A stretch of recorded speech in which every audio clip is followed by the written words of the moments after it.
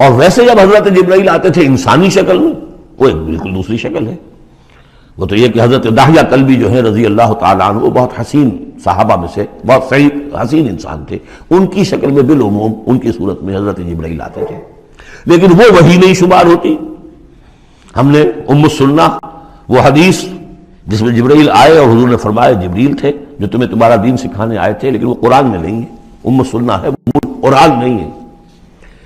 البتہ یہ کہ حضرت جبرائیل کو ان کی اصل ملک کی شکل میں حضور نے اپنی ان آنکھوں سے 2 مرتبہ دیکھا ہے۔ ایک مرتبہ بالکل آغاز میں، جبکہ حضرت جبرائیل جو ہیں ایسے ظاہر ہوئے، حضور اتر رہے تھے غار حرا سے، جبل نور سے، تو آپ کو آواز آئی یا محمد۔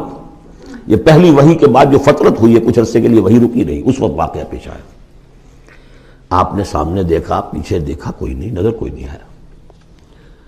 پھر تھوڑی دیر آپ چلے گئے، شاید مجھے کوئی دھوکہ لگا ہے، ایسی میں نے سنا ہے، کوئی آواز نہیں تھی۔ پھر آیا یا محمد، پھر دیکھا 2-3 مرتبہ کوئی نظر نہیں آیا، کچھ خوف سا محسوس ہوا۔ تیسری مرتبہ یا محمد، تو اچانک حضور کی نگاہ اوپر اٹھی، تو حضرت جبرائیل فرشتے کی جو اصل شکل ہے اس میں وہ تھے افق پر، اور پورا افق بھرا ہوا تھا اس سے۔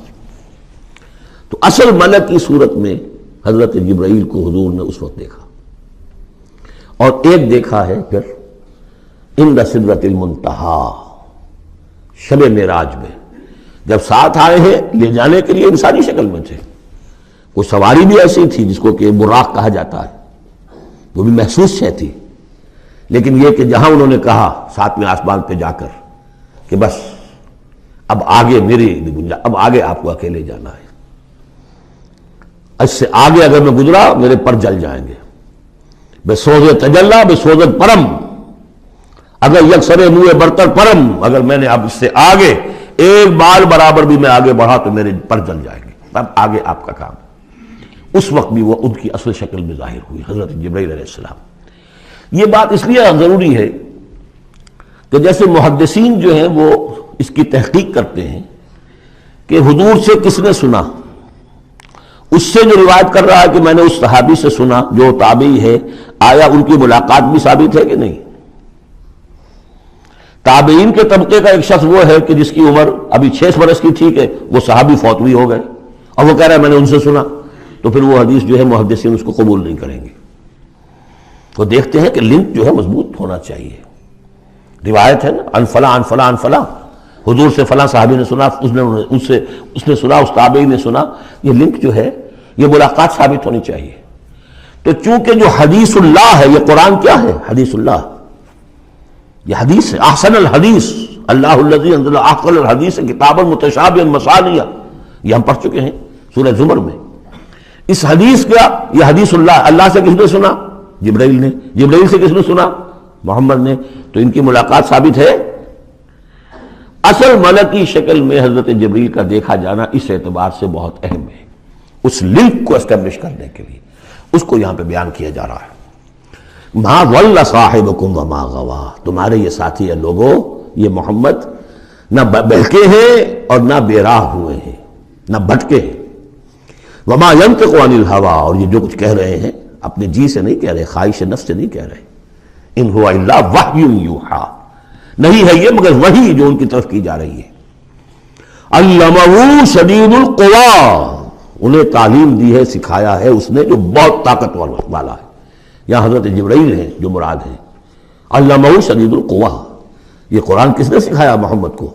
شدید القوی، ذو مرۃ، وہ بڑا زور آور ہے، فاستوی، وہ سیدھا ہوا، وہو بالافق الاعلی، اور افق اعلیٰ کے اوپر وہ محمد کو نظر آ رہا تھا صلی اللہ علیہ وسلم۔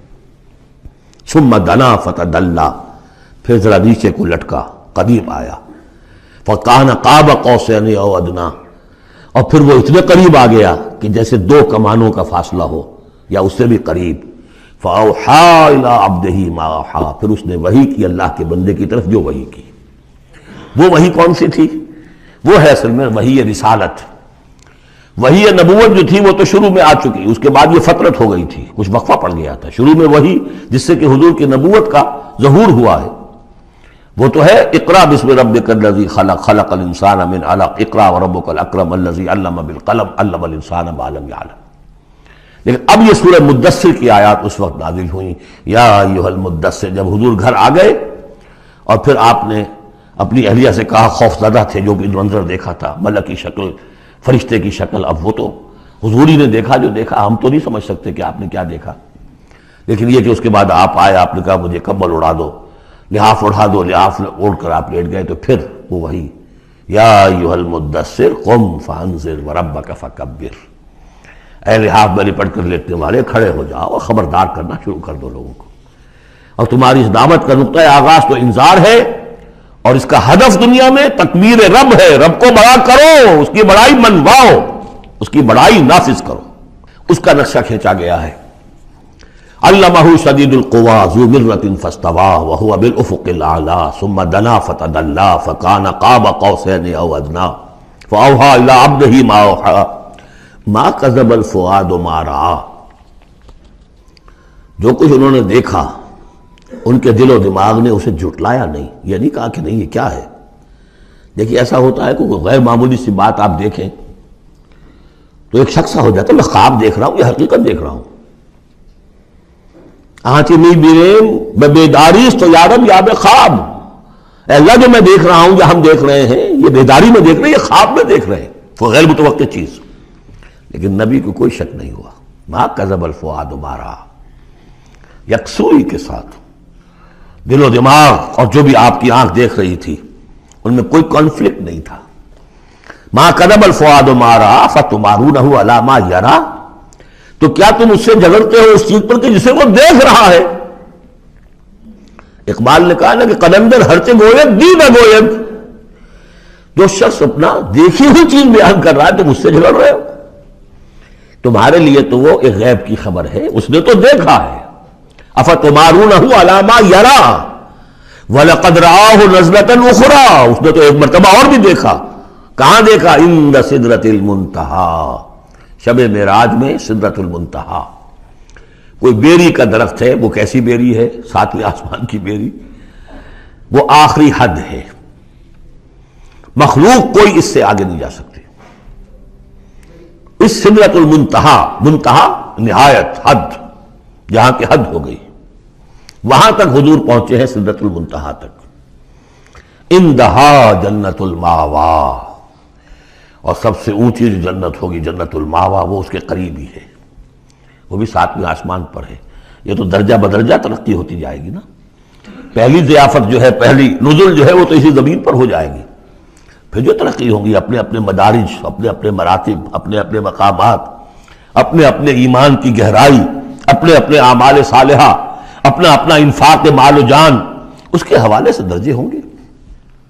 اندہا جنت الماوا اذ یغشی السدرۃ ما یغشی، جبکہ ڈھانپے ہوئے تھا اس بیری کو جو ڈھانپے ہوئے تھا. اب تمہیں کیا بتائیں کیا ڈھانپے ہوئے تھا، تم نہیں سمجھ سکتے. دیکھیں کس طریقے سے اذ یغشی السدرہ، کوئی انوار الہیہ کا کوئی ایسا نزول ہے وہاں جو زبان میں ادا نہیں ہو سکتا. کوئی الفاظ نہیں ہے کہ جو ان کی تعبیر کر سکے. اس پر انوار الہیہ کا کوئی نزول ہے. اذ یغشی السدرۃ ما یغشی، جبکہ چھایا ہوا تھا اس بیری کے اوپر جو چھایا ہوا تھا، جبکہ ڈھانپا ہوا تھا اس بیری کو جس نے ڈھانپا ہوا تھا. ما زاغ البصر وما طغیٰ، نبی کی آنکھ اس وقت نہ کج ہوئی نہ حد سے بڑھی. یہ دو انتہائیں ہوتی ہیں. ایک تو یہ کہ آپ کسی انٹینس لائٹ کو فیس نہ کر سکے تو نگاہ ہٹائیں گے آپ، یا جھپک لیں گے، فیس نہیں کر سکتے اگر آپ میں ہمت نہیں، استعداد نہیں ہے. نبی کا ظرف اتنا تھا کہ ان انوار الہیہ کا براہ راست مشاہدہ کیا ہے، اور نگاہ آپ کو ادھر ادھر کرنے کی ضرورت پیش نہیں آئی.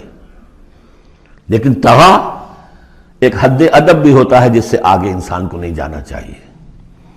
نگاہ جو ہے اس نے بے ادبی کی روش بھی اختیار نہ کی.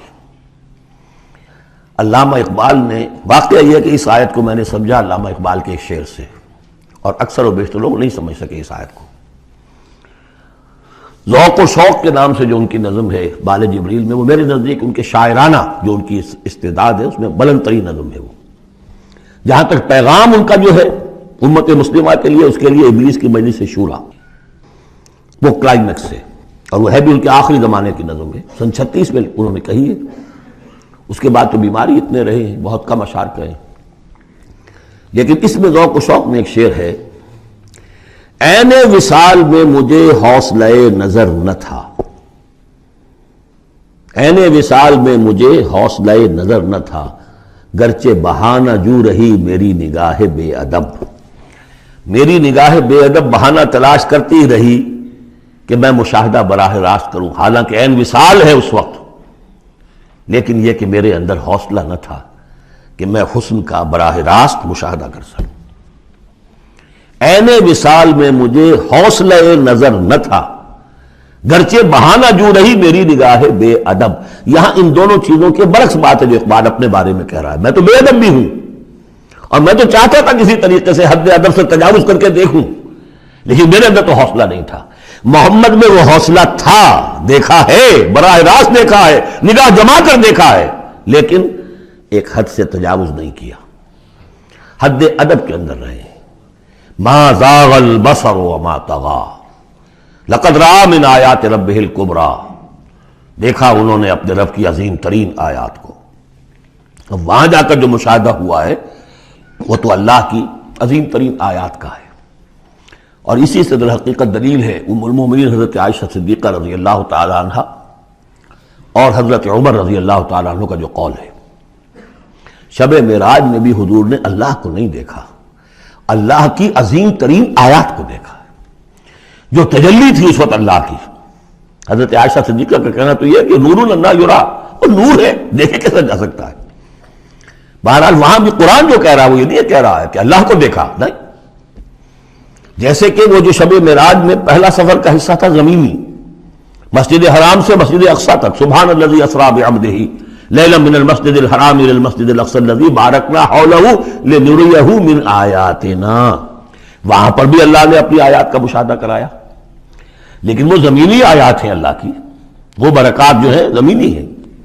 یہ تجلی جو ہو رہی ہے یہ ہو رہی ہے اس سدرۃ المنتہا پر، آخری حد ہے، مخلوق کی آخری حد ہے، اس سے آگے کہیے حرم ہے، حریم ذات ہے اللہ کی، جس میں کسی غیر کا کوئی دخل ممکن نہیں۔